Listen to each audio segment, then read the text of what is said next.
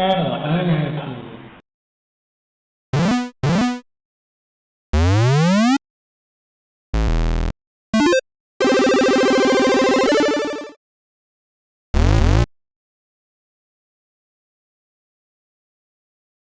Okay, now that I have a working computer again, we can get back to doing this show.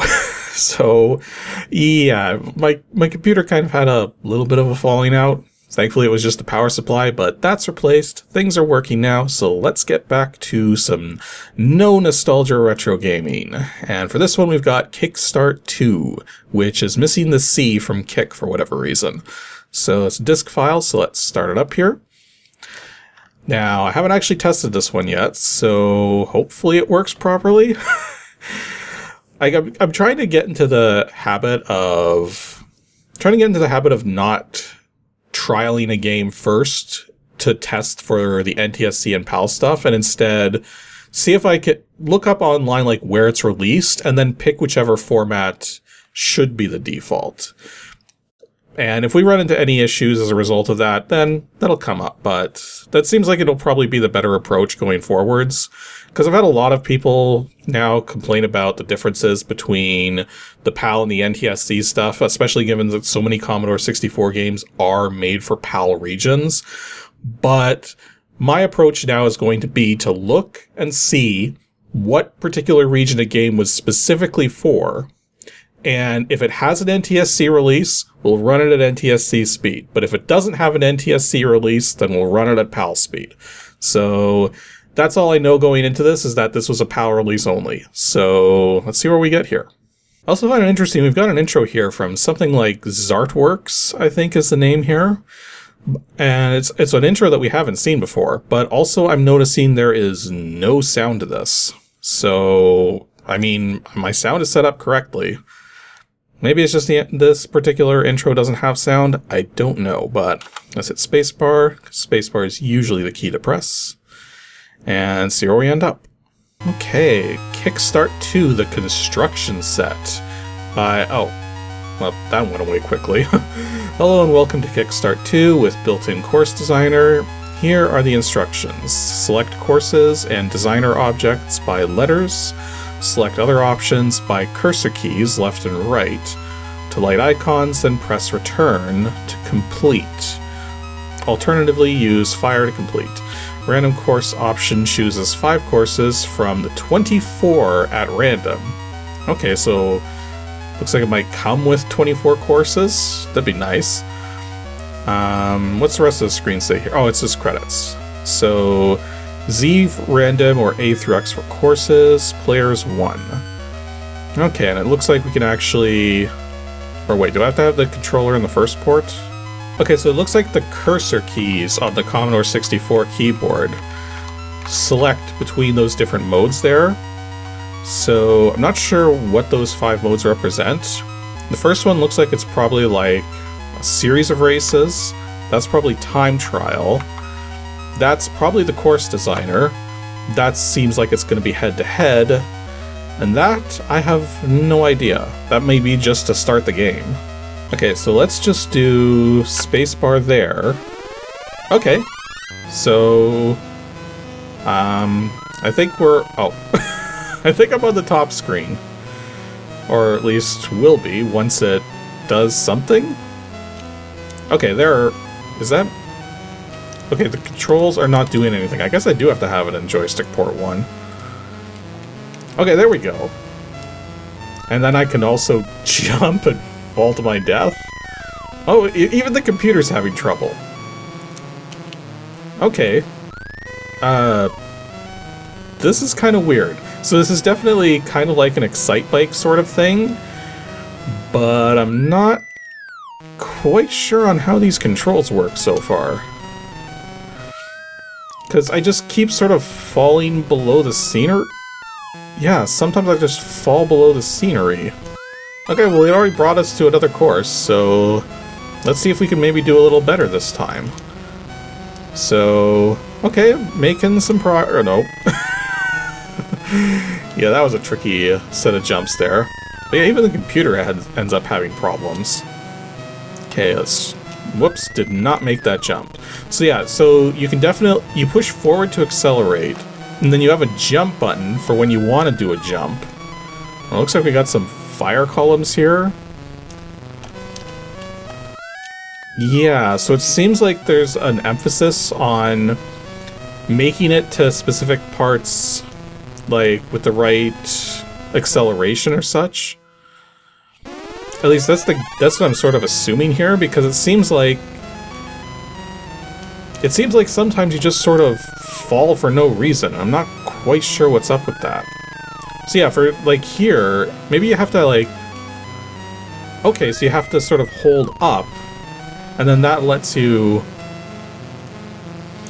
but then holding up there didn't work. And then there I just sort of just fell on my own, like there's clearly some things going on here which I probably should read the manual to figure out.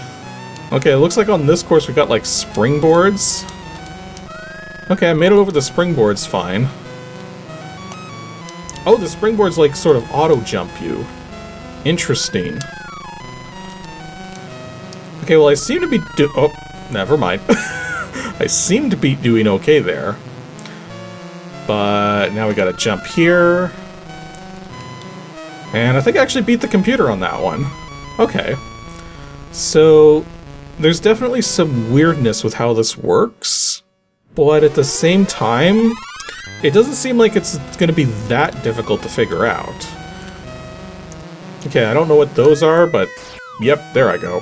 Oh, the computer actually got flamed to death, I think. Okay, how am I supposed to make it across that double jump? Okay, so now we got a proper jump here, which I failed to make, so down I go. Okay, so that was the end of 5 courses. And it looks like this particular version of the game has a high score saver, so... But, well, we're back to the title screen, didn't see any high scores there. Okay, so I've looked up a manual, and I was a little wrong about a few things. So the icons at the bottom from left to right... So, left to right.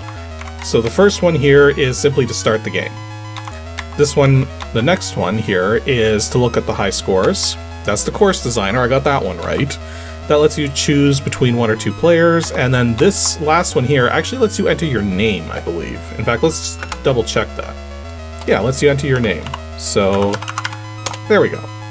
Okay, so let's once again select random courses, because now I have a vague idea of how this works. So if we start the game here, so that sort of fence you see there, you're supposed to go slowly over fences. So if you get up onto a fence, you have to be not accelerating. And then same for those rough patches down there, you just kind of have to go a little slow. For the slicky parts there, you don't want to jump. And then, whoops, missed that. So you see those sort of fences coming up? You want to go slowly. So in other words, don't accelerate. Oh, but we accelerated too soon at that part. And then same with the boxes there. I think you have to go slow over those as well. And then also over the wooden pole. So yeah, there's parts where you're not supposed to accelerate. And I missed that jump. But yeah, the computer still won this one because this was a notably tricky course. Because I don't know what the built-in courses are. Like, it's not saying which course it's loading, right? But let's try to do some more of these. I totally missed that jump. But then the computer didn't do much better. So bounce over those gaps. And I think I'm getting this. Nope. Yeah, how did the computer make it over that so easily? So yeah, for this part here, I want to not Oh. I guess you kind of have to slow down. It's not just an acceleration thing. So the computer won that one, but not by too much. Oh, we got like a night course. Okay, this is not going to be pleasant, because I can barely see what's going on. Okay, so it looks like we got some ramps here. Whoops, should not have... Oh! I actually bounced off the water. Maybe there was actually something on the water. Yeah, the computer won this one, but not by much. Again, because I've got a somewhat better idea of what's going on with these courses. Still not a great idea, but...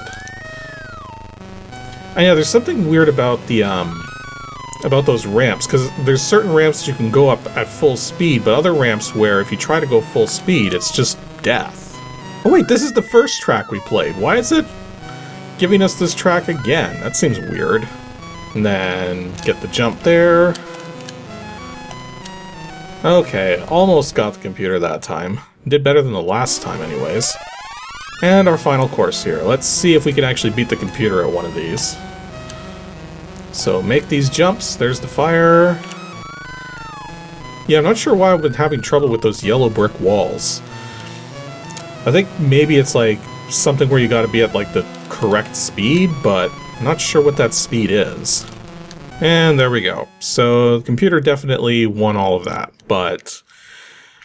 Yeah, the game is playing fine. Like, it's just a little confusing to me in terms of how you're supposed to survive certain things. Well, I guess one thing we can do is take a look at the course designer. So if we go into here...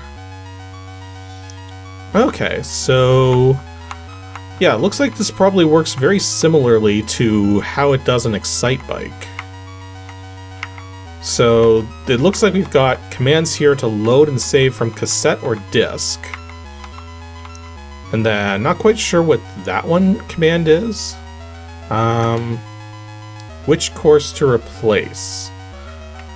Okay, so if we choose an existing course, type of course, snow, day, or night, we'll go day. And name of course, that.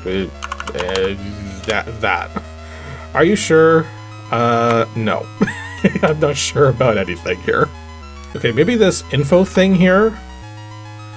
Okay, so that's showing us some of the pieces here. Okay, so it's showing us which letters correspond to which pieces we can put down. So if we were to like push A, it shows an up mud ramp, size 1, 2, or 3. So if we say 1, and to put our cursor on the foot. So maybe the foot is like to stamp in place? Yeah, exactly. Interesting. So then we choose a different object, down mud ramp, let's say size 2, then space, and yeah, that's how that works. So if we want to actually put like nothing down, you know, it says X is an object, but I didn't see X in the list of objects. Okay, so X is just the space character. So if we go to stamp a space, okay, that's how we get some space going, is you just put an X down.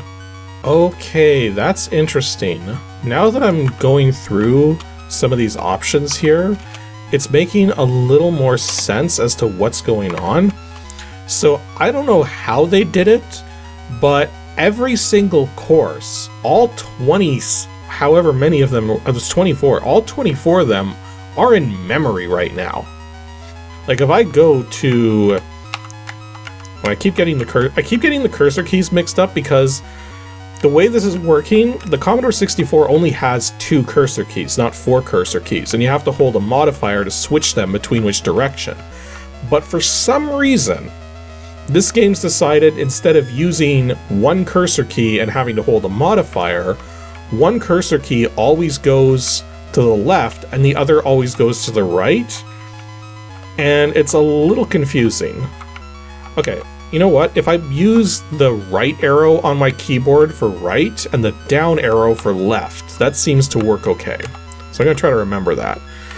But yeah, so if we select this option here, it's telling us new or modify. And if we go to modify and we like select any course like course H, and we say we're sure, it loads course H, like right there. Like it didn't have to do any loading whatsoever. So yeah, because everything's in memory, this option here is what allows you to write the course that you're working on into memory on one of the course slots. This lets you create a new track or load one from an existing course slot.